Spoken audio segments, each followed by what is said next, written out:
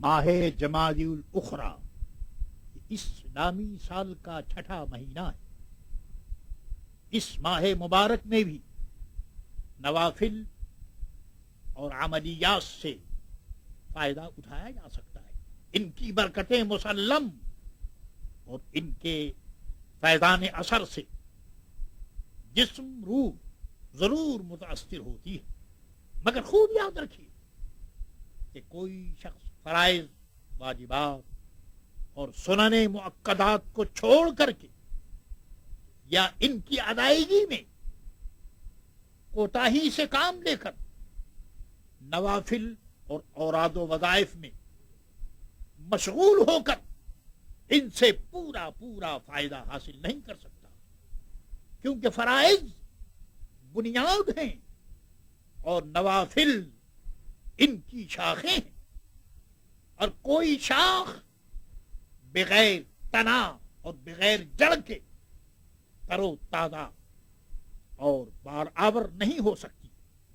حضرت مجاہد رضی اللہ تعالیٰ عنہ فرماتے ہیں کہ جب خلیفہ اول حضرت ابوبکر صدیق رضی اللہ تعالیٰ عنہ کی نزع کا وقت آیا تو امیر المومنین سیدنا عمر فاروق اعظم رضی اللہ تعالیٰ عنہ کو بلا کر فرمایا، اے عمر، اللہ سے ڈرنا اور جان لو کہ اللہ کے کچھ کام دن میں ہیں کہ رات میں انہیں کرو تو وہ قبول نہ فرمائے گا، اور کچھ کام رات میں کہ انہیں دن میں کرو تو وہ کام مقبول نہیں ہوں گے.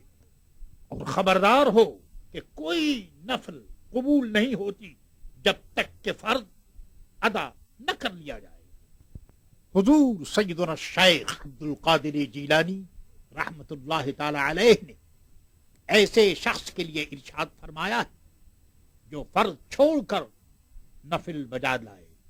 فرماتے ہیں کہ اس کی مثال ایسی ہے جیسے کسی شخص کو بادشاہ اپنی خدمت کے لیے بلائے کہ وہاں تو حاضر نہ ہو اور اس کے غلاموں کی خدمت میں موجود رہے.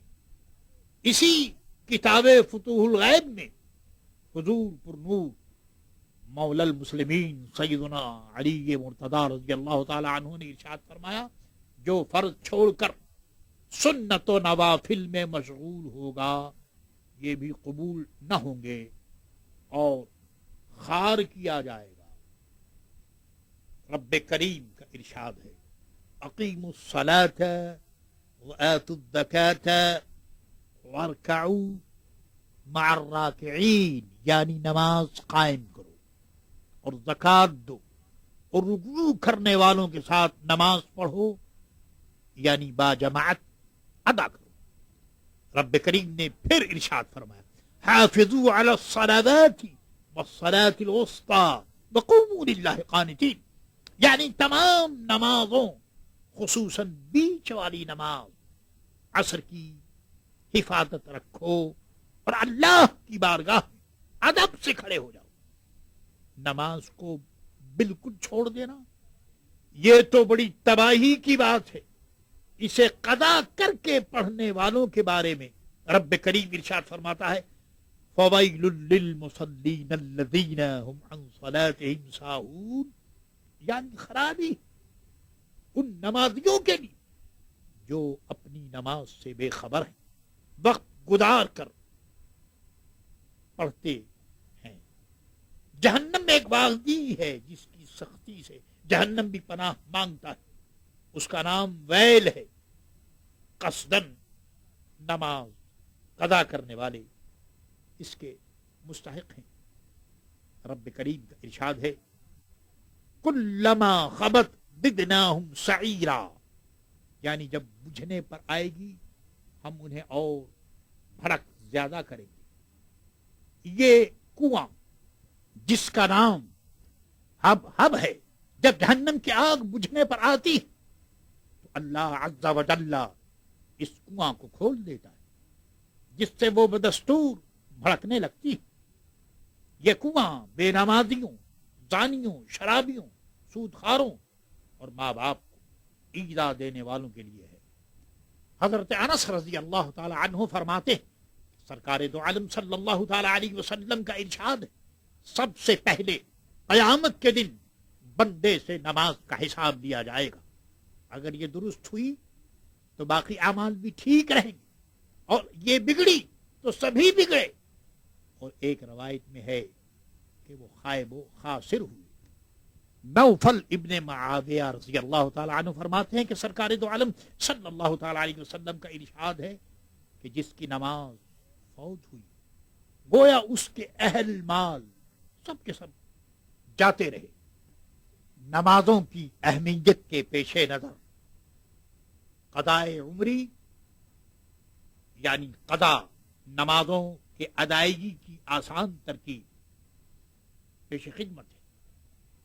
ہر مسلمان پر خواہ مرد ہو یا عورت بالغ ہوتے ہی نماز پڑھنا فرض قطعی ہے. اگر کوئی شخص بالغ ہونے کے کئی سال بعد نمازی ہوا تو اس درمیان کی نمازیں جو قضا ہو گئی ان کا ادا کرنا فرض ہے. مثلا کوئی شخص 14 برس کی عمر میں بالغ ہوا اور جبکہ عمر اس کی 20 سال کی ہوئی تو وہ نماز کا پابند ہوا تو اس کو 6 برس کی قضا نمازیں پڑھنی ہوں گی. جس مرد کو اپنے بالغ ہونے کی تاریخ اور سال یاد نہ ہو تو وہ اپنے بلوغ کی مدت 12 برس کی عمر سے سمجھے، کیونکہ فقہائے کرام نے فرمایا ہے کہ لڑکا 12 برس کی عمر میں بالغ ہوتا ہے. اس حساب سے اپنی عمر سے 12 برس الگ کر کے باقی سالوں کی نماز ادا کرے. اور جس عورت کو اپنے بالغ ہونے کی تاریخ اور سال یاد نہ ہو وہ اپنے بالغ ہونے کی مدت 9 برس کی عمر سے قرار دے اور ساتھ ہی ہر ماہ سے ایام حیض اور نفاس کے ایام بھی کم کر لے، کیونکہ ان دنوں کی نمازوں کی قضا عورتوں پر لازم نہیں ہے. پھر اپنی قضا نمازوں کا حساب لگائے اور انہیں ادا کرے.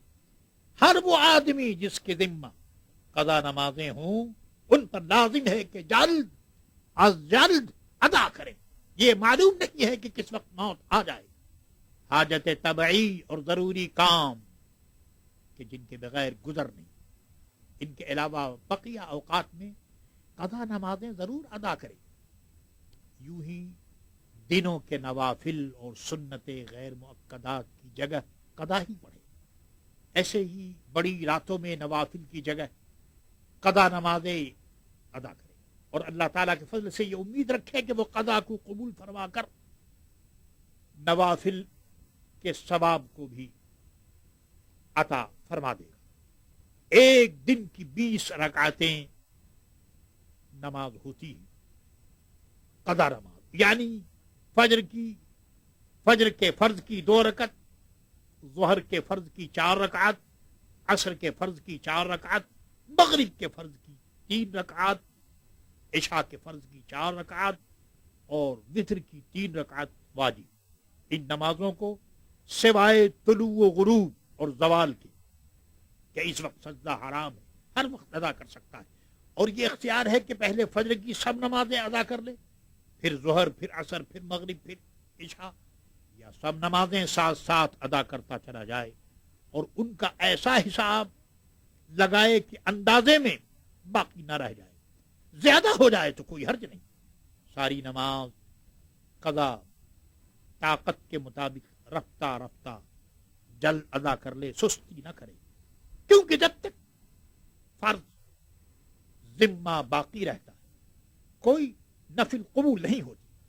جب قضا نماز کی ادائیگی کے لیے کھڑا ہو تو اس وقت اس کی نیت کرنی ضروری ہے. مثلا فجر کی نیت یوں کرے کہ میں نے سب سے پہلی فجر پڑھنے کی نیت کی جو مجھ سے قضا ہو، اللہ تعالیٰ کے لیے کعبہ شریف کی طرف متوجہ ہو کر اللہ اکبر. اس طرح ظہر، عصر، مغرب، عشاء اور وتر کی نیت کرے. رب کریم جلد از جلد نماز قضا ادا کرنے کی توفیق عطا فرمائے. وما علینا الا البلاغ المبین. السلام علیکم.